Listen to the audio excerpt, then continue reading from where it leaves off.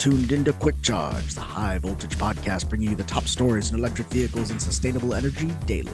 And it's all powered by Electrek.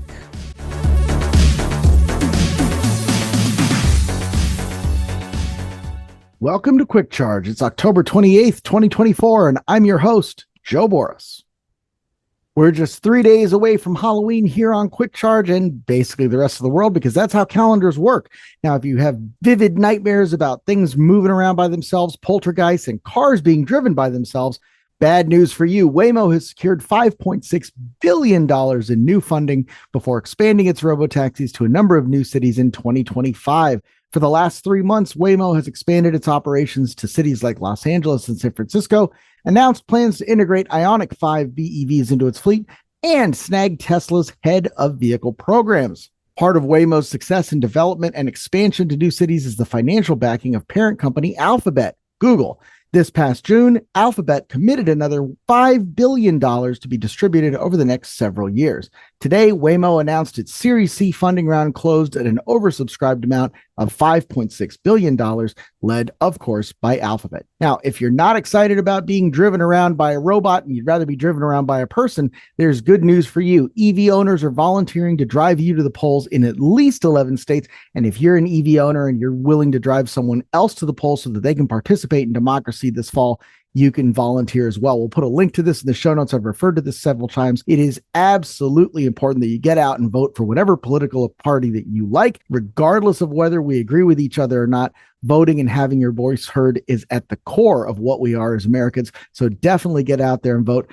And just remember, if you're voting for the orange guy, you probably suck, but you should still exercise your rights anyway. Moving on from that, Ford and LG are set to move an EV battery production facility from Poland to Michigan. That's right, because of Biden's IRA and other progressive measures to bring jobs back to the U.S. and bring manufacturing jobs specifically back to the U.S., a new agreement has been inked between Ford and LG that will see production of the EV batteries for Ford's Mustang Mach-E moved from Poland to Michigan in 2025. The stated goal here between the two companies is, quote, to capitalize on competitive market conditions. That's according to the actual press release from Ford and LG. They're going to move those batteries here so they can take advantage of America's various incentives. Over in Europe, LG plans to take advantage of incentives over there by supplying up to 109 gigawatt hours of batteries to Ford for its electric commercial vans that will be coming out and servicing Europe in 2026. Quote, these agreements attest to our experience and expertise in powering commercial vehicles with innovative battery solutions designed to handle extreme user environments. That's according to David Kim, the CEO of LG Energy Solutions. Capitalizing on our local production capacity, we will secure leadership in the European markets and deliver unmatched values to our customers through advanced battery technologies that effectively address diverse needs. Now, that is not a picture of a Ford, that's a picture of a Toyota, because while this article is ostensibly about Ford and LG, there's a lot of other players involved as well. Ford is not the only automaker entering into strategic agreements to build out American supply chains in order to qualify for up to $7,500 in new vehicle tax credits on EVs and PHEVs. LG Energy also announced that it was investing $3 billion in its Michigan facility as part of a separate agreement to supply lithium-ion batteries to Toyota that will be used in future U.S.-built EVs. In addition to the LG deal, Ford has a deal with SK On to build batteries in Kentucky for the updated E-Transit commercial van and F-150 Lightning pickup by mid-2025. Now, we talked about the IRA, tax incentive, rebates, things like that. And those obviously not only affect passenger car markets and commercial truck markets like the F-150 Lightning or Silverado EV, they affect big trucks as well. And that's why it's really exciting to see that Louisville has launched America's first 100% electric garbage fleet. In what the city is calling a national first, Louisville, Colorado, not Kentucky, held a ribbon cutting last Tuesday to celebrate the launch of a new all-electric residential recycling and waste collection fleet, which is already in operation on the city streets. Now, operating under heavy loads in stop-and-go conditions at low speeds and on a predictable route, electric vehicles are ideally suited to waste collection applications, especially in cities where the average day's work happens in well under 100 miles of driving. What's more, their quiet operation means that residents like young children and light sleepers are far less likely to be woken up at dark 30 by a rogue operator with a Jake brake fetish. I'm really proud of that line. I hope you guys are too.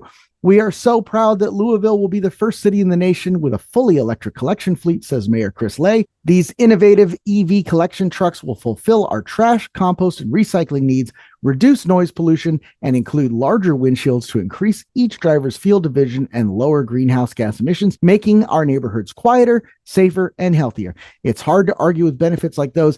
The question is whether lower operating and maintenance costs offered by EVs could offset the price tag and help the city save money in the long run. That's kind of one of those comments that sounds smart if you don't look into it too deeply. It's actually ridiculous. There have been a number of studies by the American Lung Association and the AMA, American Medical Association, that show an almost direct correlation between increased use of EVs and decreased ER visits due to pulmonary episodes or acute pulmonary illness, asthma attacks, things like that. Those diseases cost taxpayers a whole bunch of money, especially in terms of Medicare, Medicaid patients, and in terms of young children, and effectively hours lost from their working parents who have to now take time off to ensure that their kids are okay.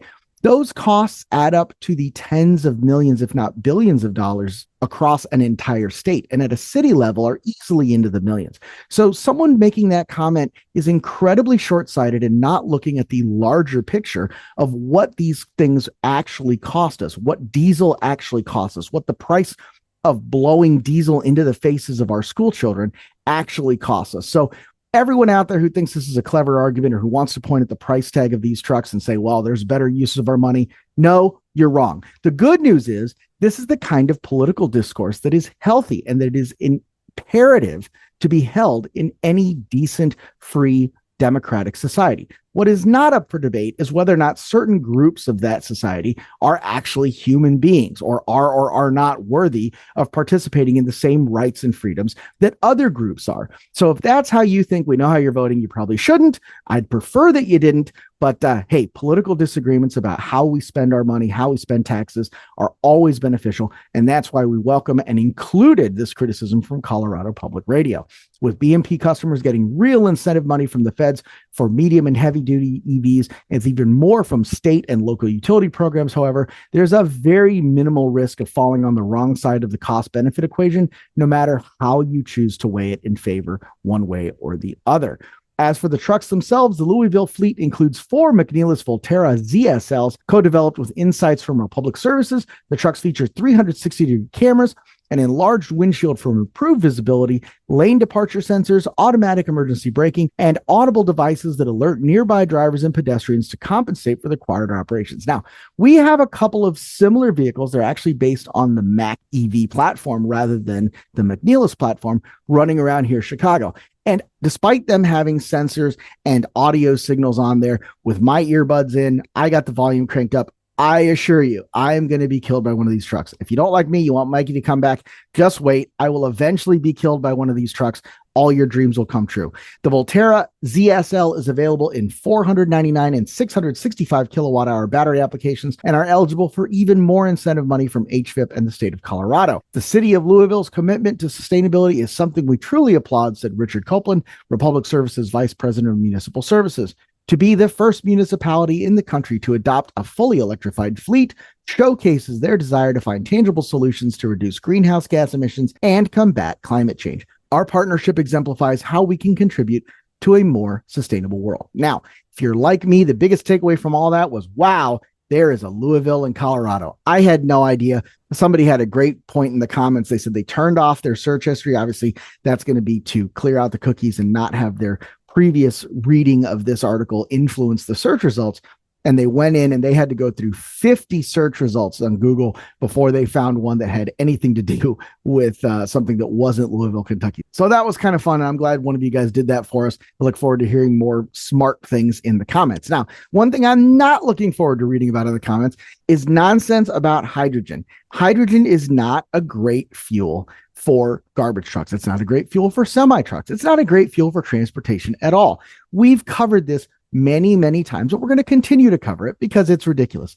However, there are military applications where some of the drawbacks of hydrogen, like the extreme cost of hydrogen, the difficulty in storing it, and the limited infrastructure, make it a battlefield advantage, especially in Korea. And that's why this new hydrogen concept from Hyundai is taking back the tank turn. Now, what's the tank turn? That's what Rivian posted a video of in 2019. It was an overhead drone shot. They showed the truck spinning around in circles. Everybody lost their mind. Now, if you're building a cool EV, it has to be able to do a tank turn or at least a crab walk, right? So now Hyundai Rotem, which is Hyundai's defense division, is building a hydrogen fuel cell powered tank. This is a full-on battle tank with stealth capabilities, and it is really, really cool.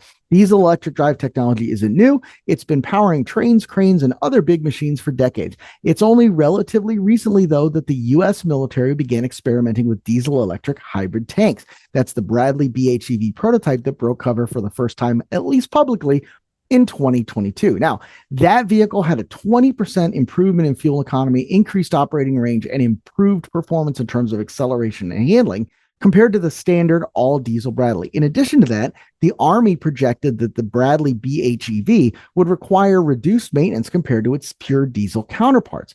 Hyundai Rotem's latest concept takes that idea a step further by removing the diesel generator altogether and replacing it with hydrogen fuel cells that not only send power to the electric motors driving the tank's treads, but do so quietly. What's more, because a fuel cell and battery pack equipped tank can operate without giving off a diesel exhaust heat signature, it effectively masks the tank from thermal vision equipment and heat-seeking weaponry. So that is a huge advantage on a battlefield. You don't want to be tracked. You don't want the predator jumping out of the trees at you. Being able to hide that thermal heat signature is critically important. Now, in line with ESG trends, we are developing tanks powered by hydrogen fuel cells and eco-friendly energy source. That's according to a Hyundai Rotem official, which, look, calling a hydrogen a green fuel is controversial at best. As we discussed before, it is impossible for hydrogen to effectively compete with battery electric when it comes to transportation. But again, there might be a case for its use in extremely energy-dense situations like severe-duty heavy equipment that can sink into mud or dirt due to the weight of its batteries, or military operations like this one. Hyundai certainly thinks so, and the concept shown here enhances the capabilities of the company's existing K2 battle tank. Bet you didn't know Hyundai made battle tanks with better acceleration, quieter operation, and radar-absorbing materials. The tank also features autonomous driving capabilities to reduce the threat to human assets, remote drone operation for reconnaissance and support, and a 130mm smoothbore gun. Hyundai plans to begin production of a similar machine sometime in the next decade with a fully electric tank platform online by 2040. Now, as you guys know, we like to end these off talking about the grid, talking about sustainability, talking about energy. Today is no different. The Cincinnati Zoo powers up with a 2.8 megawatt solar carport. This is such a great idea. There's nothing worse than coming back from a long day at a theme park or a zoo or something else that you're doing with your family. You open that car door in the middle of summer and you get that 130-degree blast of hot air. It's awful. It's bad for the car. Everybody hates it. This situation gives park visitors, zoo visitors, not only shade that keeps their vehicles cool, but also clean energy that not only powers the zoo, but goes back to the grid. The new solar carport features nearly 5,000 bifacial panels and uses string inverter technology, not just helping power the zoo, again, providing shade for 800 vehicles and eliminating 1,700 tons of carbon dioxide emissions. The facility's annual power bill is expected to drop by around $300,000 by 2030, a major decrease from $1.6 million in 2005. On top of that, the zoo is paying it forward through its community solar resiliency program. It's financing an additional 165 kilowatts of solar power for smaller installations at local churches, community centers, and schools to help fight energy poverty in the neighborhood. That's all we've got for today, October 28th. We are just 3 days away from Halloween. About a week away from voting. So, this seems to be a big one, guys. So definitely get out there and vote. Be sure to like and subscribe so you can catch my political rants tomorrow. And hey, have a great night.